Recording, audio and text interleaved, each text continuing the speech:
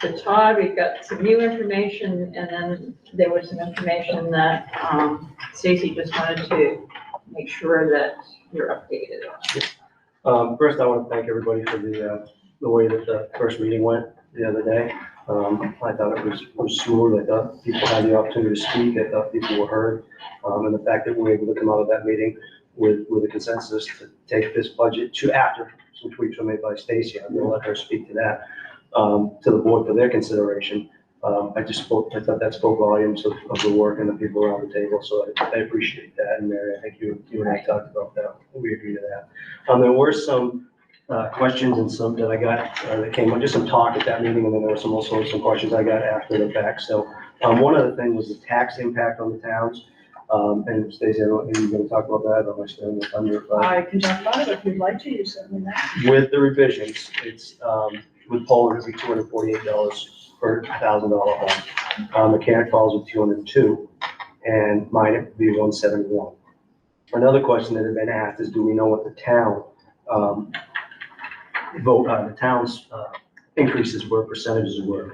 Mine was 15.6%. The town of Poland was 7.69%. And Vic over at Mechanic Falls keeps telling me it's a 4% decrease, 4% decrease. So I went back and looked to see what their budget, and that's about the most logical way I could. I went back to look at the 2023 budget, which was 8.7%. So I just took 4% away from that and assumed, this is an assumption, that they're coming in at a 4.7% increase. 4.7. Yeah, 4.7.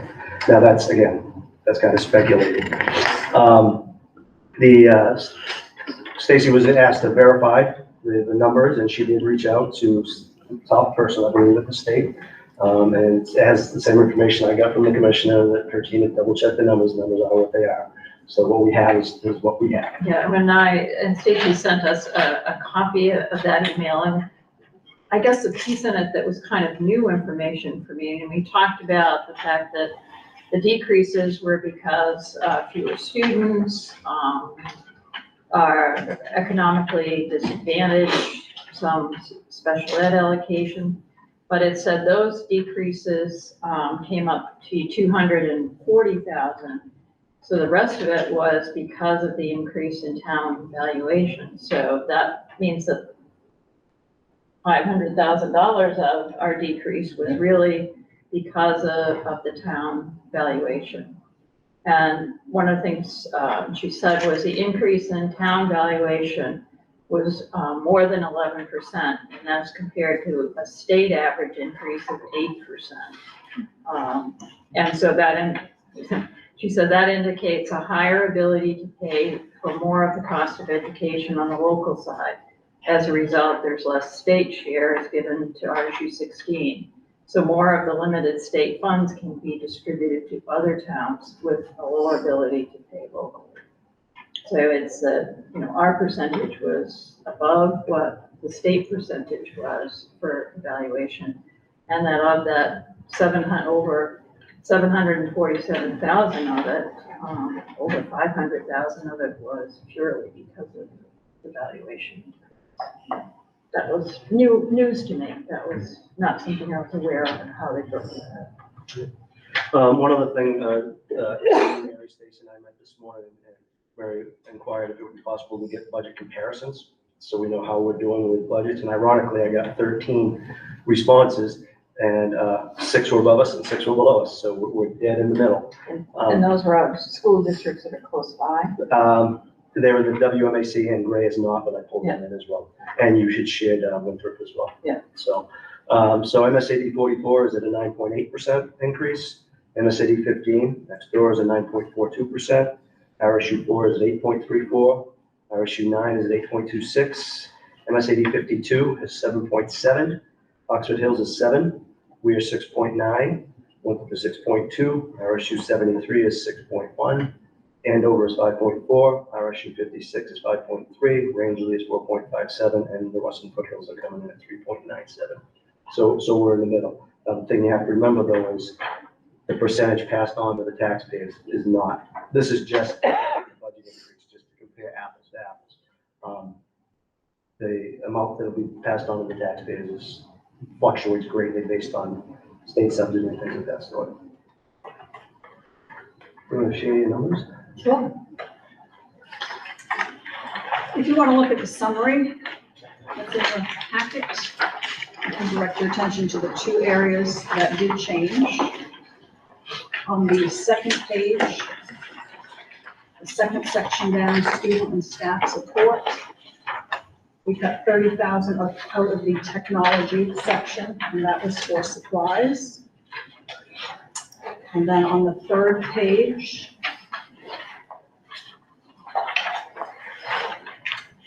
under all other expenses, the contingency line, we cut that by half. We cut that down by 10,298. And that section of the budget is to cover the 1% law. The board did vote to pass 0.5% on to the employee, so it's going to be a shared percentage that will begin January 2025. And so we reduced that amount by 50%. That was on the expenditure side. And so what that did to the revenue budget, that's your handout. That decreased the additional local section, because now we brought the expenditure budget down, so that's less that we have in that section of the budget. But then we also received notice from the state, we were getting $63 less in subsidy because they give approvals for what buses we can buy, and so the bus that they're approving was $63 less, so we get $63 less. So that was reduced by the state revenue, state line. If you compare those two numbers, you'll see a $63 decrease in state revenue, which then in turn moves that $63 back up to additional local. You also have a copy of the proposed budget, and he has updated this to reflect those numbers that Stacy just shared. You'll see that, you remember we were at 7.05%. Those two changes that Stacy made brought it down under 7%, which was good, but it was only like a $4 savings per $100,000 home, so it wasn't a significant amount. And I think as we were talking this morning, that just goes to show you that to make any kind of a real impact on the budget, it would be significant reductions. 100,000 here, 200,000 there isn't going to show much of an impact. Hopefully this is a year where the evaluations and things, it'll plateau out a little bit next year, but you never know with the 8279. So it's where we are. We had talked this morning as well, and when we left the last meeting, it was what's the message now? What do we have to share? So we put together some talking points. Todd, I have a yeah, question. We had discussed the contracted services budget and those line items and why they were so high. Any movement? It doesn't look like those changed. Right, they did not change. That's for the main care seed, and we just received that. I was just explaining that to the board on Monday night, because we just received that reduction from our state subsidy, and that's going to be $298,000 in FY24. So we can assume that will be a little more. Those are all special ed costs, and so those are the lines that get hit when the main care seat is taken from our subsidy. So you're saying they have to stay in at those large numbers? Yes, because we will probably use most of all that. Okay. So I'll pass this around. This is something we looked at this morning. Just to try to give people consistent talking points. So the themes are points of emphasis. And you will be asked, you probably already have been asked, if people know that you served on this committee when you left the first meeting. But why? And I know there's some talk out there that the district is just really jacking up the number. That's not the case, and you all know that because you sat through the meeting. Obviously, number one is the state impact, and I think Mary just did a nice job of explaining that in even greater detail. But the significant impact of residency and their taxes is a reflection of changes in state level, something we have no control over, versus the district level, which we do have control over. The reduction in state subsidy of $750K, our budget to budget percentage is 6.9%, which I already shared with you. And as a result of the significant property values increase, the state has determined that our communities can assume a greater share of the cost of educating students in our district. It is what it is, and I think some of the peers said that what they are. We have no control over that. And as I said, the only way to get it would be if we made it significant, and that would devastate our programming. budgetary needs only. This budget does truly, and I think you all recognize that at the first meeting, this budget truly reflects the needs of the district in regards to our infrastructure improvements. The time is now. People have echoed that. And it shows fiscal responsibility in the reduction of unfilled positions, no new requests, and not bringing ESSER positions into the local budget. Financial decisions were made versus need decisions. We did lose stuff. We didn't bring ESSER programs in, and there are things that we need that we didn't put into the budget. This will result in a decrease in services. The budget does that. And I know we keep talking about number 3, but we have to keep emphasizing that HVAC is not included in this budget. It's a separate entity altogether. And then I mentioned the requests for positions and items, 33 to be exact, were deemed necessary, but ultimately not feasible due to the budget constraints, and they were not included. So that was the 18 administrative supervisors doing their due diligence to bring a fiscally responsible budget to this group. I think another thing that might be confusing that we might want to add is just that bond, that's only adding, what, $8,000 to this year's. 300. Yeah, It's $40,000 over 5 years. right, so, They might want to make a little note of that if people ask. And what Mary's talking about is a revolving renovation fund. That's the one that the state assumes 61% of it, and the district would assume the 39%. That has to, as it's a bond, so it does have to be approved by the voters. We got information today from the bond bank. You want to talk a little bit about that? We've got approval from them for it, so now we'll go to our referendum, we'll have our informational meeting at 6 o'clock, the night of the district budget meeting, and then 6:30, the district budget meeting will start, because we're gonna have to have a separate hearing for that. I think it should be very clear that that is for ADA compliance. Right. Because people do not understand. right, and that we're only responsible for about 40% of it, and it's an interest-free loan. Yeah. It's hard to turn down something from the state, especially when they say it's for ADA, for us to say we're not gonna do what we need to do in terms of ramps and bathrooms. It's really not something we should, That was 110,000. but it still Where has to be a bond. Well, it's only 110,000. Why does that have to go to referendum? It's part of the revolving renovation funds, it's part of what's required by them, that it has to be done in the bond, because it's a cooperative, program with the Maine Bond Bank. So anytime you get those revolving renovation funds, you have to take a bond for them. It's a no interest one, and it's over, the 5 years, right? The work has to be done in the first year, but the payment goes over 4. So it's just the way that particular program is set up, and it's a collaborative one between the Department of Ed and the Maine Bond Bank. And if we don't take it, we're putting John in a tough place because we've recognized, the state has recognized, we've submitted an application acknowledging that we have an issue with ADA compliance. And then we don't accept that money, we've acknowledged we have an issue with ADA compliance. So we put John in a position of needing to take funds from elsewhere to pay for that, so. Is this call recorded? Is this being recorded? Yes, thank you, Dave, you said that. And then the last thing, the 3-school structure obviously has an impact. There is a cost associated with maintaining 3 community schools, which is the course of action that the school board voted on unanimously to move forward with. And that was based on a lot of hard work by people on the task force. And it was the voices of people that came to the community forums, the community meetings. Those that came were heard, and the board took that into consideration. But there is obviously a cost associated with operating 3 schools. And that's the cost of having community schools. It's not uncommon to other districts. So those are the points that we came up with as far as talking points. And then we talked about action steps. What are some things we can do to get that message out? You mentioned it is being recorded, so if people take the time to go look at the recordings, they can.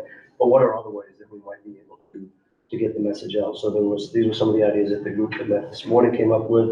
Things like the informational table that's in concerts, an informational table at some local markets or merchants, attendance presence at town council meetings. I will be going to all the town council meetings, as I told them I would, once the board adopts a budget. I will go to all the town council meetings and share with them what the details of the budget that the board does adopt.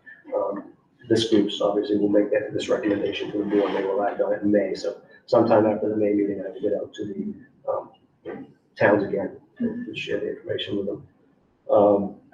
The attendance presence at school parent group meetings, mine when I was over there was very, and they've also shared some additional information. They were very eager to have a hand in spreading the message. And I met with the Poland group as well, and I'm sure they would be as well. I told them that I would follow up with them as well.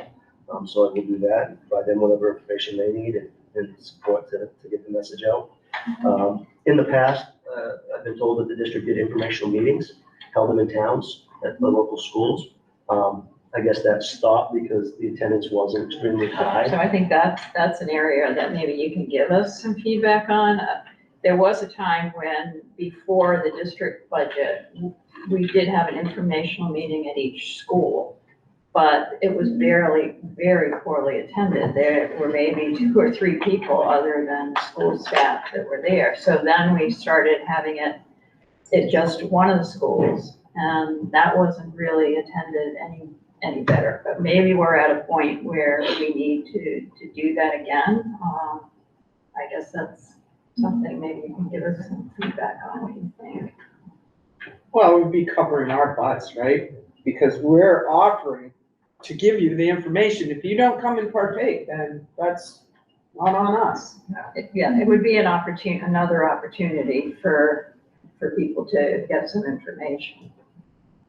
Is there still a district meeting this year? There's always a district meeting, yeah, Okay. but it was usually before that, and it was just an informational one, so that people, when they came to the district meeting, would have a good sense of what the budget that was being proposed was.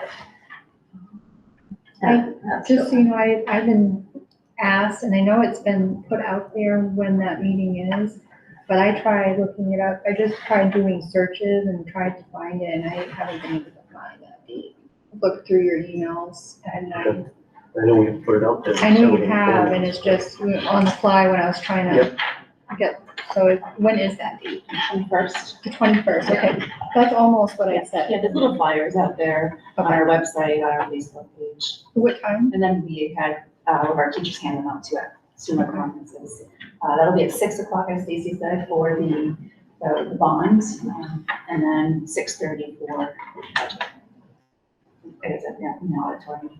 Do you think there's a way for the towns to also promote that? Just because Yeah. I think Yeah. often the criticism is that only people who go to the schools or have kids in school know what's going on. And so I feel like maybe a way that like we could all work together is when something like this happens, having the select board or somebody from the town also putting out that information. I mean, I know that All three town managers are always good, we always email those things to Yeah. all 3 of them, to say, can you push out through your communication channels as well as Scott Yeah. Siegel? So those are other things that we Yeah, they're attempt to do pretty through the task force. and Yeah, then they're through the pretty good budgets. at putting it out in email communication, so Yeah. if you're subscribed to the town It feels, I mean, emails I on feel like social I always media. know what's going on, but I just feel like Yeah. that's like constant, where people say that they just don't And I've know. had the opportunity 2 or 3 times recently to say to people who have said that to me, all they need to do is to call or email, and we can put them on our regular, when they send out all of the information from central office, it can go to citizens as well. They just need to share their email with us, So we have 120 people that don't have children in our school and that receive district communications, but the task force did a big push on trying to get neighbors to sign up that don't have kids. Yeah, I try to promote it on Yeah, I saw that Facebook you did and that. stuff like Yeah. that. And that'll be on to the district flyer that gets sent out. There's a little sign up too, a little QR code that people can sign up. They can just call, as Mary said. Is that a mailer? Yeah. Oh, good. I didn't add, I just added that before you mentioned that. I added that number 7, the budget flyer, because we do send that out.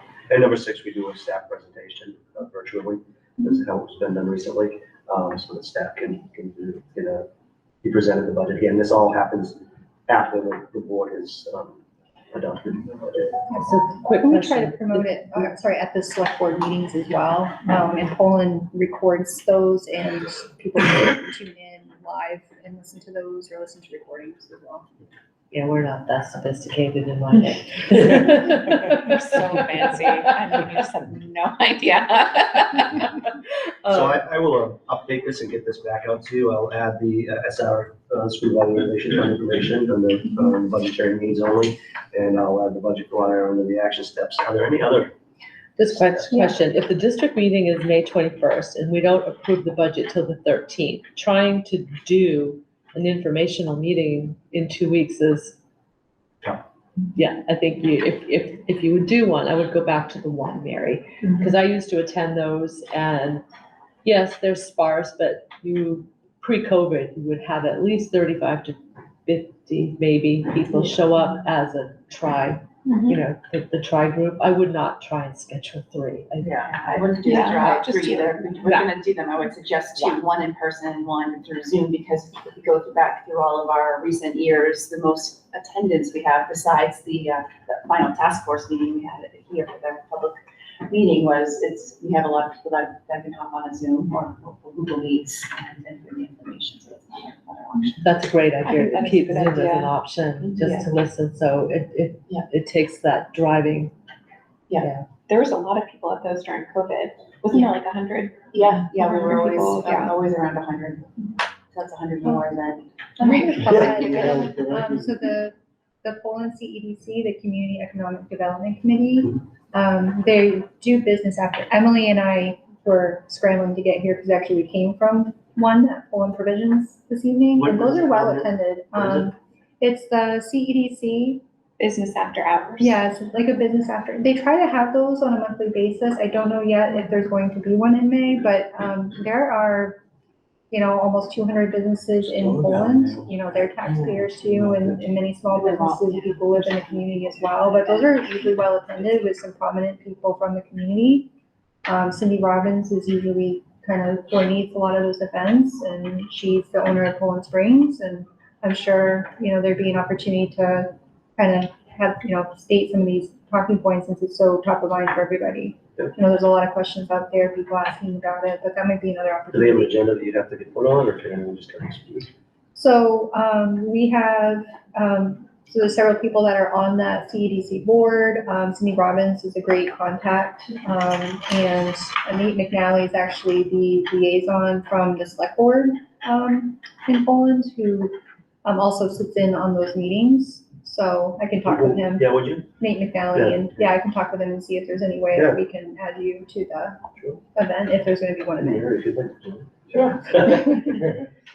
Yeah, I mean, whatever we can, the goal has been all along to be as transparent as possible. I mean, we'll send out our 10th letter, budget letter, and again, it goes to the people that we have the emails of, and as we said, there's 100 plus that don't have kids, but the majority of those obviously are staff and families, but this will be our 10th one that goes out this week, and it's just gonna be a follow-up to the meeting we've had here, and we'll share this type of information. It's our 10th correspondence, and as soon as we update things, Amy gets it onto the website, so it's there almost instantaneously. So people really can't say that we haven't tried to give them the information, and they may not like the information that they're hearing, but we're at least getting the information up to them. And I did get feedback from Poland, from someone watching on the cast that they did the last time, and they appreciated that, so. Anybody else have any ideas of other things we can do to get out?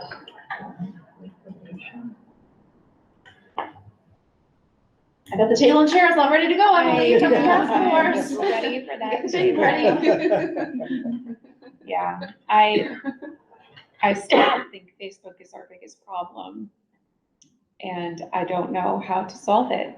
It's like you can post logical, concise information all day long, and there will still just be, I just don't know how to handle it. Well, I know we were asked by some members of our town to do more via Facebook, and we said no.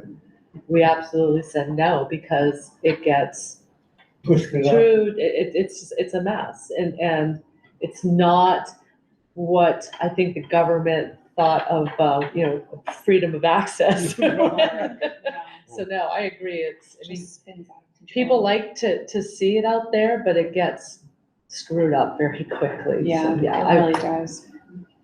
I mean, I see some of the postings that come from the RSU, but you have to ignore everything that comes after that because it churns and it churns. So, Yeah. yeah, I limit it. I limit that. It's not pretty. Haters always be hating. What's that? What's that? I didn't hear what she said. Haters always. Yeah. Yeah.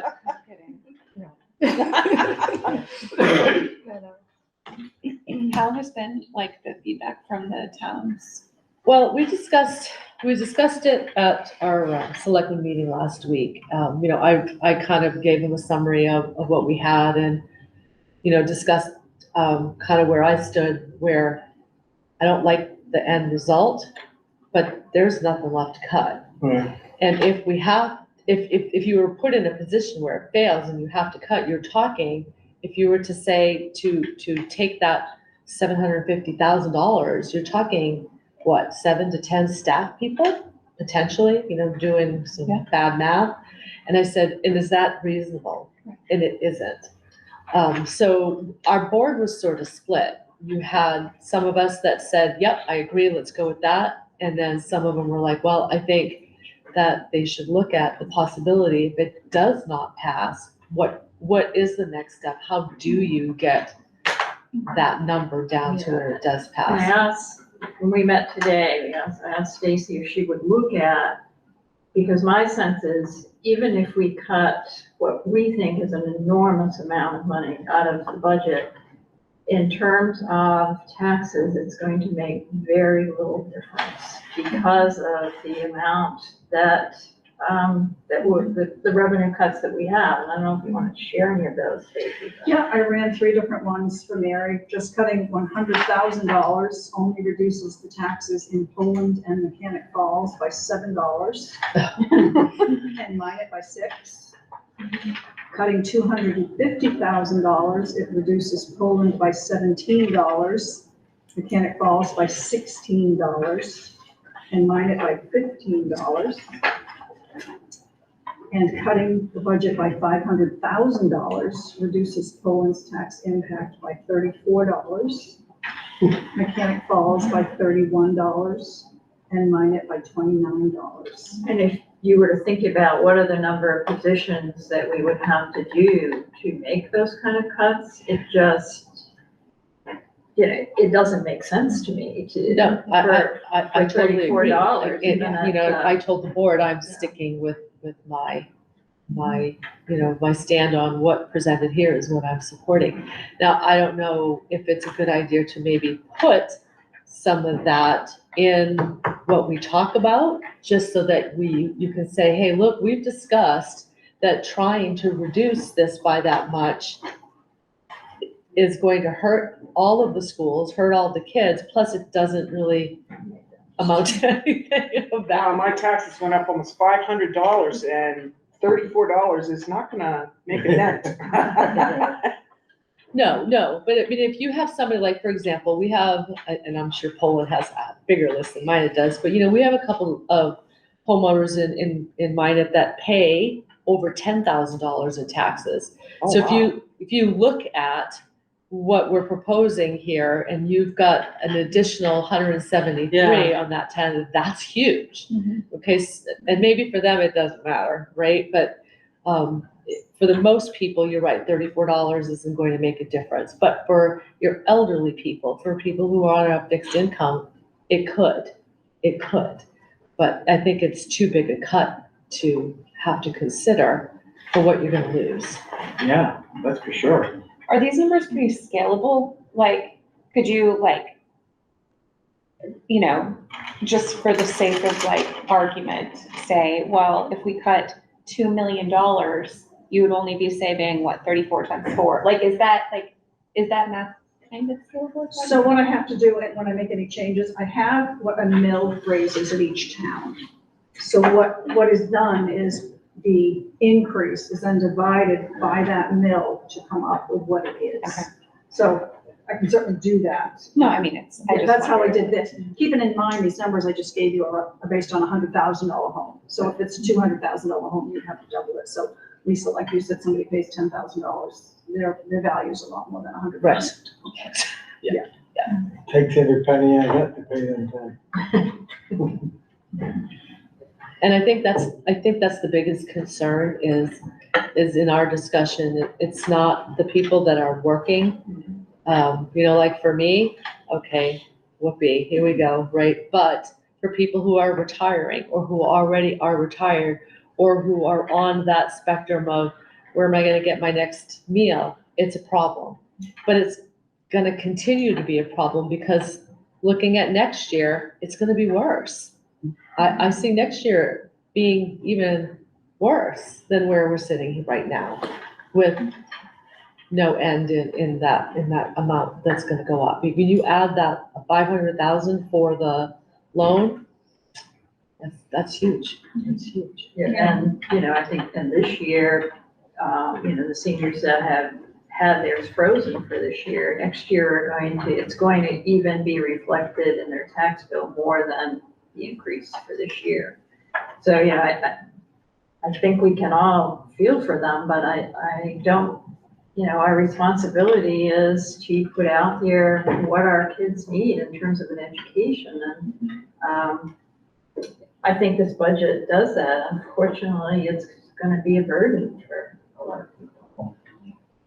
Yeah, I know, Amy, you hit it on the nail head on the last meeting. You said that, unfortunately, they use state valuations to dictate how much they think towns can pay, but that isn't indicative of income and what people are actually making and can actually contribute. So that's obviously a much bigger problem, and Emily, you had said we need to contact our state reps and. Yes, I think that's officials, a really good idea that we should Yeah, all I mean, do Augusta's that. out of control. Well, there's a surplus, Yeah, there's a surplus, but they're they cut our. spending, but where's all that money going? Yeah, And obviously that's a bigger problem. that- And some of take that all is of just the EPS, the state funding formula, and there have been issues with that for years, people bringing up concerns about it and discussion about making some changes, but whatever changes they've made, they haven't been large changes.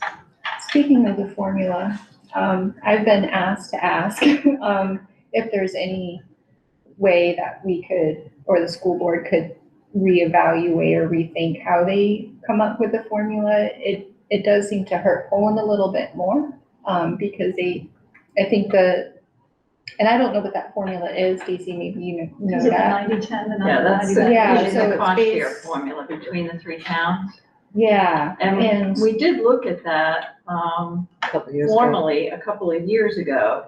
And there is a long process for us to really evaluate that. And the first step in it is sort of for the board to look at it and say, have things changed significantly from when we may had that initial agreement on on how we would cost share. And when we looked at it, there were no significant changes. If the board does that and the communities disagree, there is a process that includes getting a petition and going through this formal process to look at it. So that's always out there. If one of our communities felt they needed us to look at it again, there is a process for that to happen. When we did it last time, we found that there were no significant changes. I don't know, Stacy, is there anything you want to add to that? That's my understanding of it. No, I remember it being that way also, Mary. Just a thing to keep in mind with the valuations. The state has Mechanic Falls at 211 million and the town has it at 270. So that's very close. So there's not really a big change there. And then Minot is at 256, 663 with the state, and the town is at 336, 699. And then Poland, you talked about next year. I'm very concerned about next year because the state has Poland at 878,600,000. And the town itself is at 920,529. So the state's gonna bump the town up, the state's gonna bump Poland up to what the town is saying. We're gonna have a big hit next year also against the subsidy. And I think one of the things that sometimes people misunderstand too is where that cost share kicks in, and it's on the local part. The state decides how much per town they're going to give in terms of subsidy, pretty much per student, don't they, Stacy? And they use valuation too as well, but if you look back on your revenue page, where Poland is raising the 5 million versus the other two towns, only raising 1.4 million for Mechanic Falls and 1.6 for Minot. The state tells us that is the mill expectation that is set by the state that each town has to raise. So that it does not involve the cost sharing formula for the district at all, that's just the state. It's just the second two, the additional local and the local only debt that the cost sharing formula comes into. So Stacy, on this sheet, tell us what number that is, that the cost share is involved in. Yeah, so the second section, local only debt, that $412,115, that's cost sharing. And then the additional local, the 5,697,332. So out That's of not a significant our impact at all. $29 million budget, it's Just about $6 million. 6 million out of the 29 looks at the cost share, and the rest of it's determined by the state. And I think there's a lot of misunderstanding about that. I think a lot of people think that we're looking at that 29 million and using that cost share when that's not it at all. It's only the local piece of it, which is a fairly small percentage of the total cost. You want us to get, I was gonna say David Boyer was just calling me. If you want to get him on speaker, help us out here. I was complaining to him, I'm like, where is all the money going? Taxes are going up, people's incomes are going down, they're cutting funding to the school, and it's having a huge impact on everyone's taxes locally. He's just one guy, but he's willing to help. Yeah. where he can. I reached out to him at 1% rule law and spoke to him about that. Yeah. He wasn't happy it went through either. Nobody is. Everybody has to deal with that. Yeah. I expected some uproar and I didn't get it. Speaking of surplus, the state is putting $25 million by June 30th, 2024 into that fund. $25 million, and then they're gonna collect from January 1, 2025 until May 2026 from every working person before they start to pay any benefits out of that fund. So And we should get some good it's gonna be vacation. millions and millions in that fund. Are there any other questions that you think anybody is hearing out there in the community that we need to address or make sure that we put out more information to help people understand? I think it's important that people understand that it's the tax assessed value of their home, because when they see that number, like for 100,000, I honest to God think they're going to Zillow and looking at their house and thinking that their taxes are gonna go up by. And I don't mean where it says the tax assessed value, I mean, like the big number. So just clarity there, maybe, so that they so people aren't so scared, because that will make a significant difference.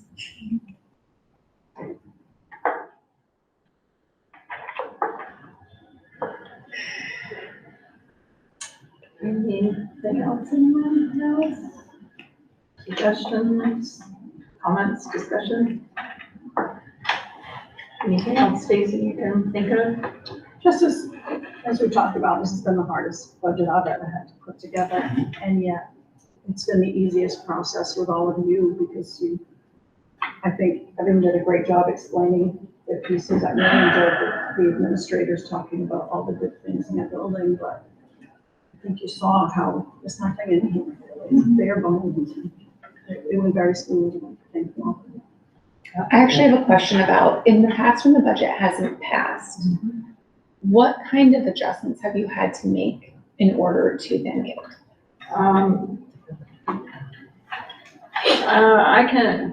It hasn't been $500,000. It's been a couple $100,000, which if that's what we got this time, it wouldn't make really any difference, as we just talked about. When we did when we moved from, being school union 29 to RSU 16, there were some pretty significant and heavy cuts that year, but they were more in terms of the consolidation.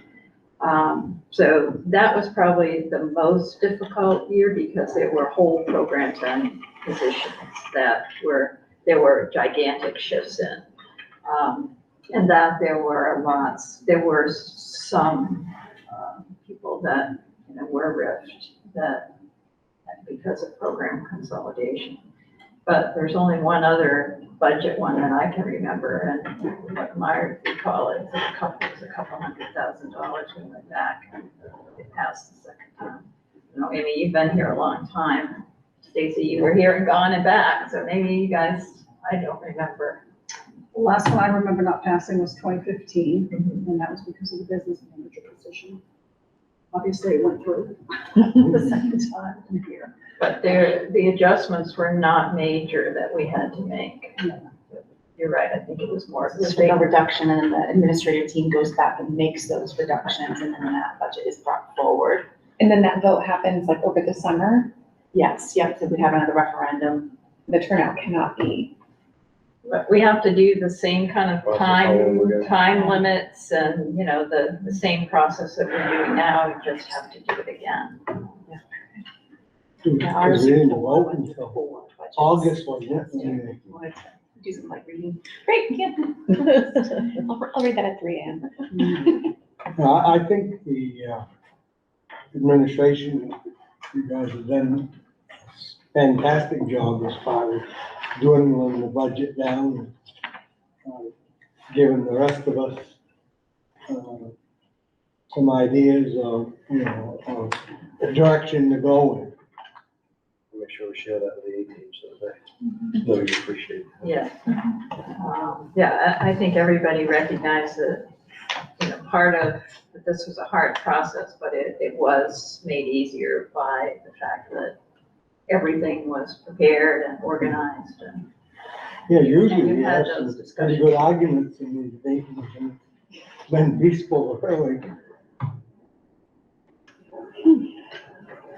Thank you, everybody. So I would just, if people have concerns, have them, bring them to our board meeting.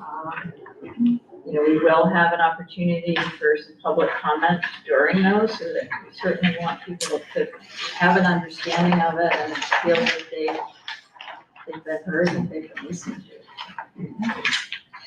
So Mary, are you looking for someone to make a motion here? Well, we kind of did it by consensus. We can certainly do Okay, that. well, I know we usually do. We have, Yeah. I think we kind of felt that we were all kind of in the same place, but, if somebody would like to, I would say for the record, we should.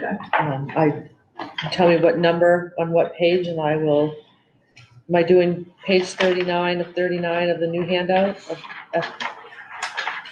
The or, 29329 number? 29,288,000. Oh, I got the it's on the wrong one. bottom of this one. I got the wrong one. Okay, that one? All right, I'll make a motion to accept the budget for $29,288,779 and no cents. Second, Motion is second. All those in favor? Anyone opposed? No, so that's unanimous.